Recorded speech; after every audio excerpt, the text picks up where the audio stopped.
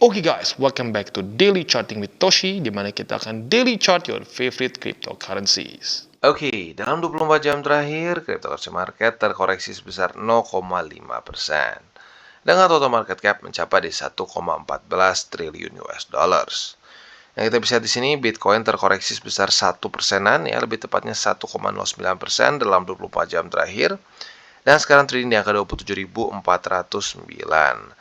Buat kemarin yang lihat ya, Bitcoin sangat volatile kemarin ya. Posisi tertingginya itu mencapai di 28.300 dan terendahnya sampai di 26.800. Jadi kemarin ekstra volatile. Untuk Ethereum dia terkoreksi sedikit lebih besar di 1,13% dan sekarang trading di angka 1.825. Untuk BNB dia terkoreksi tipis di 0,07% saja di angka 313 ya. Untuk XRP dia terkoreksi sama dengan Bitcoin di 1,03% dan sekarang trading di angka 42 sen. Cardano dia meningkat sebesar 0,11% di angka 36 sen. Dogecoin dia terkoreksi sebesar 0,91% di angka 0,072. Untuk Solana dia terkoreksi sekitar setengah persenan di angka $20.61 dan Polygon Matic dia terkoreksi sebesar 1,06% dan sekarang trading di angka 86 sen ya.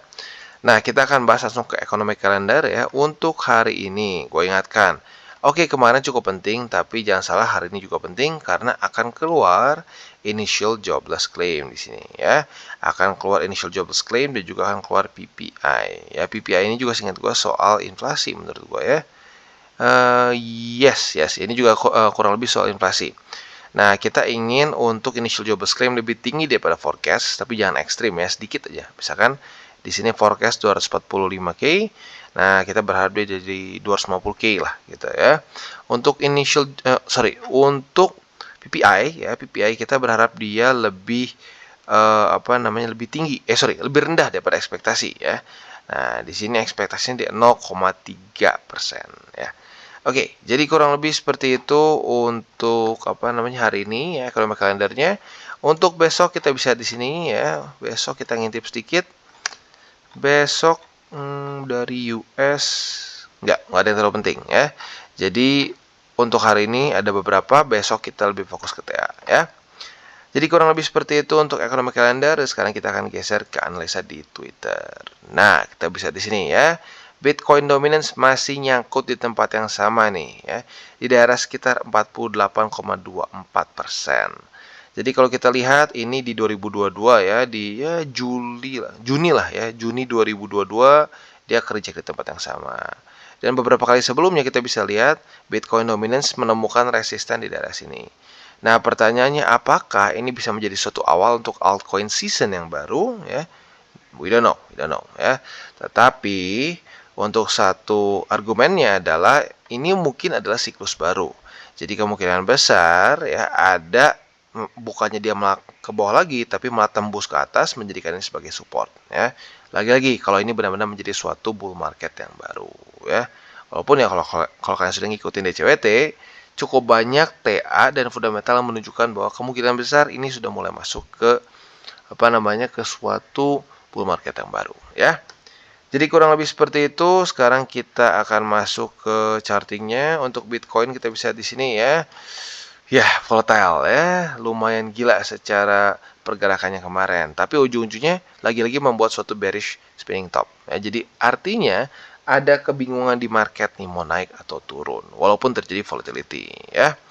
Nah, sekarang ya PR-nya apa? Masih sama lah ya. Masih sama, itu bertahan di atas dari 27.000. Kemarin arguably berhasil karena dia retest tapi untungnya nggak jebol ya. Jadi minimal itulah ya, minimal itu sesuai dengan harapan kita. Nah, Bang, kalau tembus gimana ya? Kalau tembus gue udah bilang dari kemarin. Kita ada support yang makro ya. Support makro untuk Bitcoin yaitu di MA200 di weekly yang sekarang trading di angka 26.114 ya. Jadi ini gue sangat berharap supaya weekly-nya ini bisa bertahan di atas dari MA200 ya. Karena kalau sampai dia jebol, ini PR-nya ngulangnya lumayan menyebalkan ya. Nah, itu untuk yang secara lebih makronya. Nah, untuk daily-nya lagi ada nggak sih PR lain, Bang? Sebenarnya sih harapan gua ya, ini PR secondary deh ya, nggak perlu terlalu ini apa, nggak harus dilakukan, tapi akan bagus kalau dia bisa berhasil lakukan. Itu jangan cuma bertahan di atas dari 27.000, tapi harapan gua adalah dia itu bisa mulai menembus dan rally sehingga daily close di atas dari 28.000. Ya, itu harapan gua untuk Bitcoin di daily ya. Nah, jadi kurang lebih seperti itu untuk Bitcoin ya. Selanjutnya kita akan geser ke indeks dolar. Untuk indeks dolar kita bisa di sini ya. Kondisinya sebenarnya cukup aneh ya. Dia sebenarnya kerja kalau MA20, tapi Bitcoin ya recover sih, tapi nggak terlalu bagus recovery-nya ya. Jadi mungkin yang dibutuhkan oleh Bitcoin adalah indeks dolar yang jelas membuat lower low ya. Nah, semoga saja data PPI kita pada hari ini dan juga data initial jobless claim hari ini bisa membuat indeks dolar lower low ya. Dan jangan cuma retest seperti di sini ya, di sini.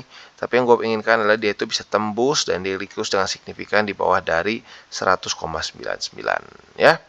Jadi kurang lebih seperti itu untuk makronya, dan kalau untuk fundamental sih sama ya. Harapan kita adalah the Feds yang tidak terlalu hawkish. Ya, jadi kita ingin the Feds itu mulai keluar kata-kata bahwa oke, kemungkinan besar kita tidak akan meningkatkan lagi interest rate ya. Karena kemarin sudah mulai ada vibe ke situ walaupun dia belum ngomong ya akan stop. Nah, kalau dia udah mulai ngomong nih, kita tidak akan meningkatkan lagi interest rate ya.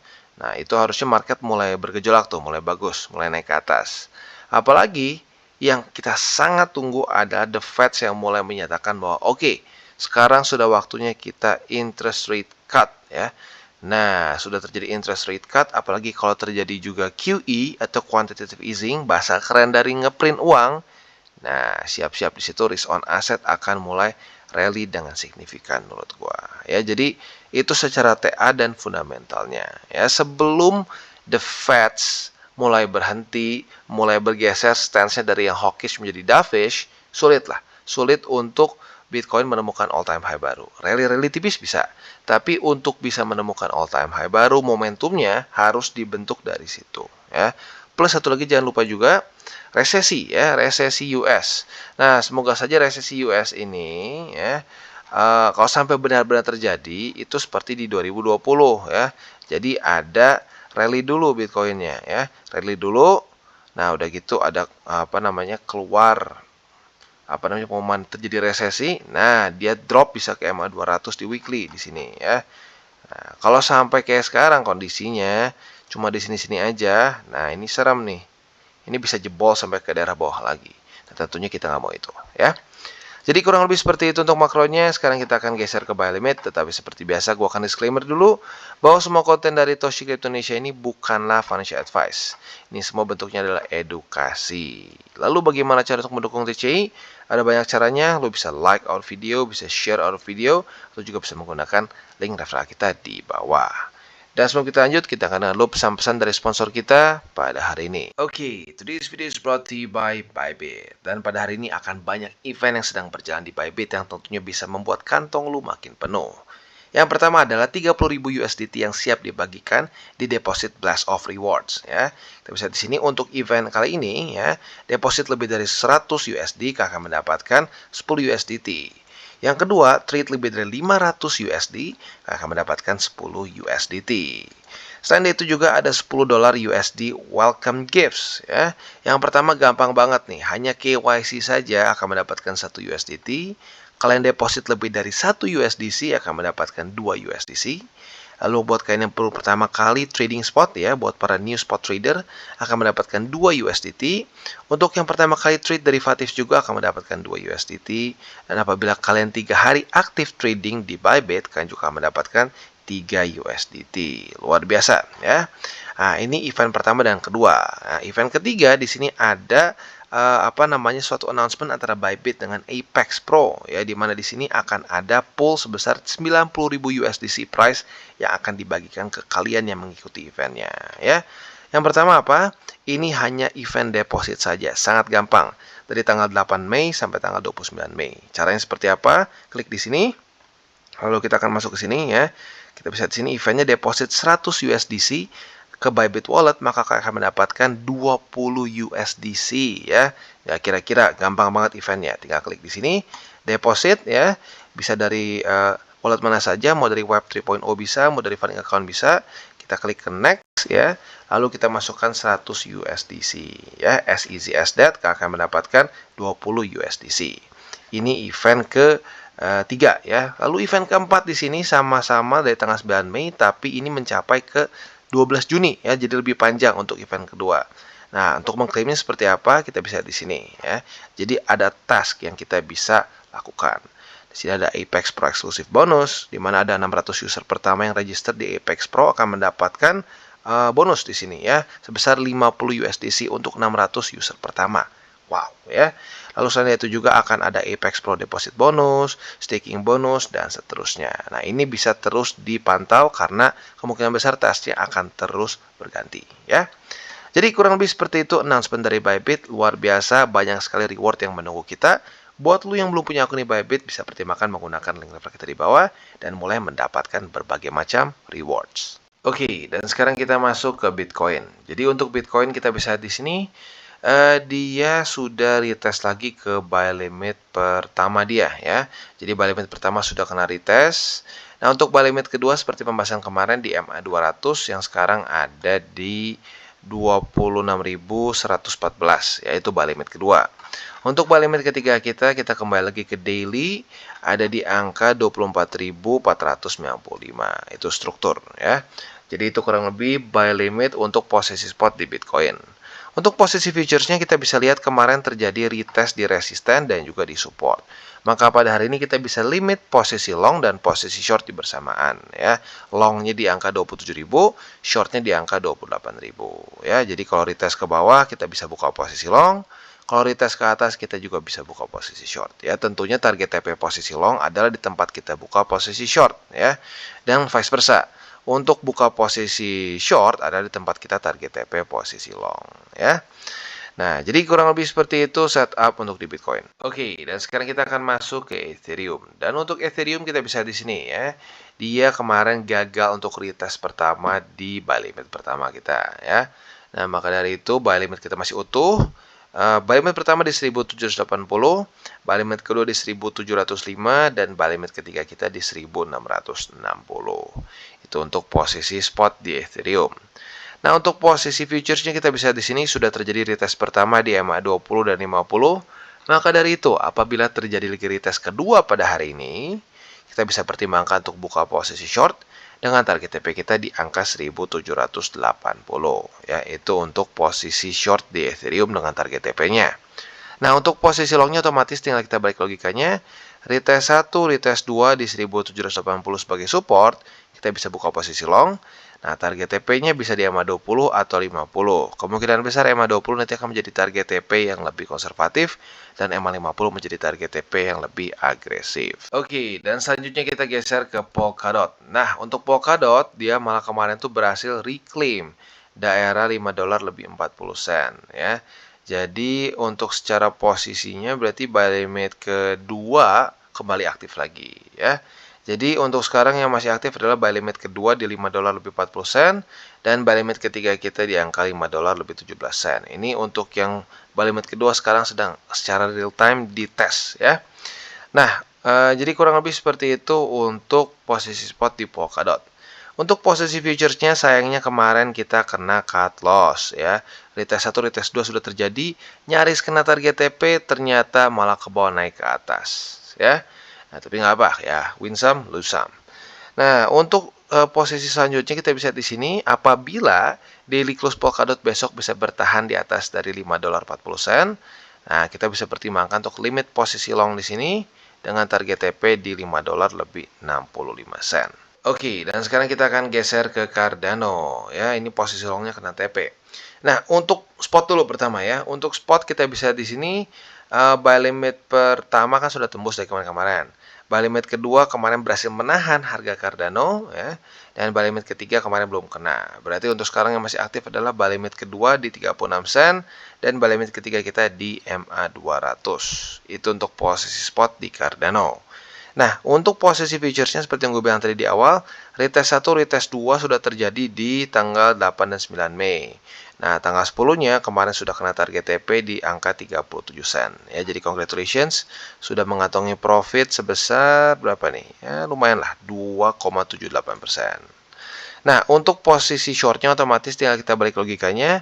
Apabila pada hari ini terjadi lagi retest di daerah 37 sen sebagai resisten, kita bisa buka posisi short dengan target TP kita di angka 36 sen. Oke, dan sekarang kita masuk ke Phantom.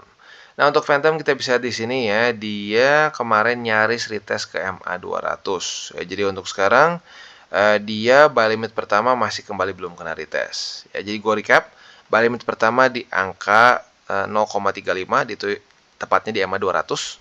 Lalu untuk buy limit kedua di 34 sen dan buy limit ketiga kita di 31 sen. Itu untuk posisi spot di Phantom.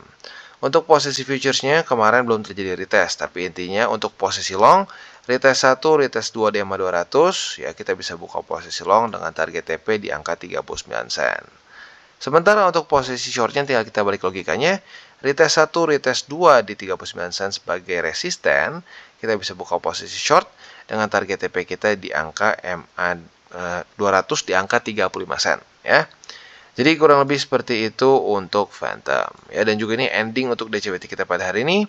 Seperti biasa gue ingatkan jangan pakai uang panas dan jangan over leverage, dan gue ingatkan malam ini akan keluar dua data penting dari US, yaitu Initial Jobless Claim dan juga akan keluar PPI. Nah, kemungkinan besar ini akan cukup membuat market volatile lagi. Mungkin nggak sebesar kemarin volatility-nya, tapi tetap volatile ya.